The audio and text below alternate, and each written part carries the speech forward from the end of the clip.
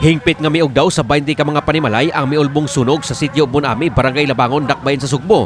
Alas 11:43 kaganihang udto. Laing 5 pa kabalay ang partial usab nga nasunog nga nakaapekto sa dulaan 50 ka pamilya. Human madawat ang alarma sa sunog, dali unta kini nga girespondihan sa mga sakop sa Cebu City Fire Office, inabagan sa pipila ka mga fire truck sa barangay.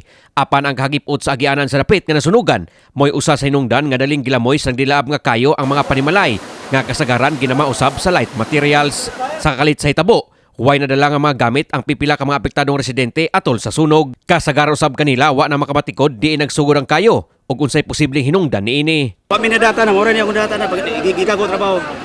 Pero usa man di imong istorya na dugan dito, di man nagsugod ang Sa tapan sa among balay. usa man hinungdan. Amot na kay, wa man tao kay ang balay, ang tao na, mga anhara ba? Huway kurente. Akin na ba yan, wana kurente. Wana ito, kurente na siya. Pero nagkapuyo diha. Laro sa luyo, kay pagtanaw na ko sa luyo, wala, perti man ako sa kayo. Usa man yung nakita na di ulbo or Perti, ulbuha na. wa mo na nakita na spark or kurente. Wala sa ko kabantay, di rin mga gikan, sinagitay naman diha. Pagawas na, gitana na ko diha, perti na ko sugas kayo.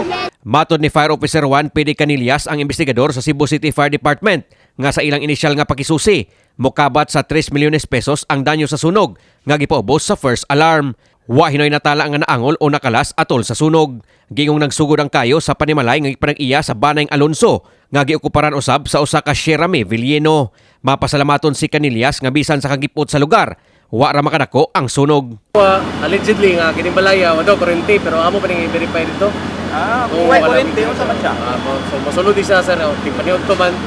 Pwede ni siya masulod di siya sa mga luto-luto or lunch time. Amo pa na basihan sir kung sa mga nakabilin dito. Gamay, although nasa sa highway pero sudlon man siya. Gamay kayo.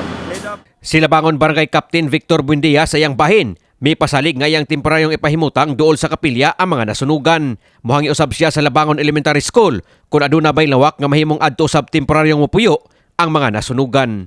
Actually, karon nga administrasyon ni Mayor Mike Rama, ako nakita aptik kayo sila karon. Nana ang DSWS naka-set up na sa Barangay Hall katong mga nasunugan nga magpalista dito para maandaman nila og pagkaon og materialis mahatag.